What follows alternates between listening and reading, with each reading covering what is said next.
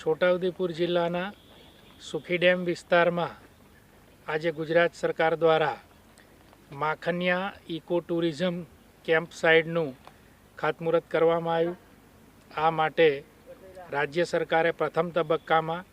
1 કરોડની ગ્રાન્ટ આપી છે, જેનું આજે ખાતમુહૂર્ત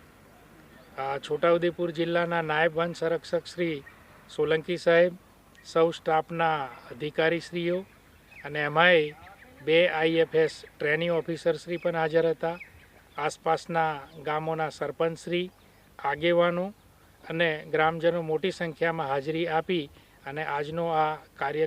ખાતમુહૂર્તનો કાર્યક્રમ સંપન્ન થયો છે। આશા રાખું કે આ જે માખનિયા ઇકો કેમ્પ સાઇટ બનવાથી આ વિસ્તારમાં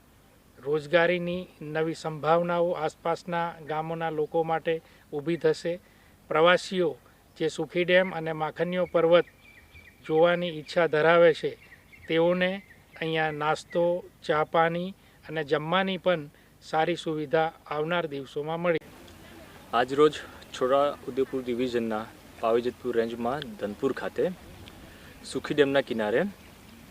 ઇકો ટુરિઝમ કેમ્પ સાઇટ, જેને નામ આપવામાં આવ્યું છે માખણિયા ઇકો ટુરિઝમ કેમ્પ સાઇટ, તેનું માનનીય ધારાસભ્ય શ્રી રાજેન્દ્રસિંહ રાઠવા સાહેબના હસ્તે ખાતમુહૂર્તનો કાર્યક્રમ રાખવામાં આવેલો હતો, જેમાં તમામ ફોરેસ્ટના અધિકારીશ્રીઓ, ડિસ્ટ્રિક્ટ એડમિનિસ્ટ્રેશનના અધિકારીશ્રીઓ, ગામના સરપંચશ્રીઓ, મંડળીના પ્રમુખશ્રીઓ, મોટી સંખ્યામાં ગામના સભ્યોશ્રીઓ હાજર રહેલા હતા। આ કેમ્પ સાઇટ જાયકા સહાયિત project for ecosystem restoration in Gujarat પર્જ, જે વન વિભાગનો હાલમાં ચાલી રહેલો એક પ્રોજેક્ટ છે, જે અંતર્ગત આપણને કુલ 2 ફેઝમાં આપણને આ ટુરિઝમ ડેવલપમેન્ટ કરવા માટે આપણને સહાય આપવામાં આવી છે, જેના પહેલા ફેઝમાં ₹1 કરોડમાં આપણે ચાલુ વર્ષે ડોર્મેટરી, VIP કોટેજીસ, લોકો મુલાકાતીઓ જમી શકે, નાસ્તો કરી શકે તેના માટે એક રેસ્ટોરન્ટ, ઉપરાંત એમ્પી થિયેટર, ટ્રી હાઉસ, આવી વિવિધ પ્રકારની એક્ટિવિટી ધરાવતું એક હબ બનવા જઈ રહ્યું છે, જેનાથી ફોરેસ્ટ અને વન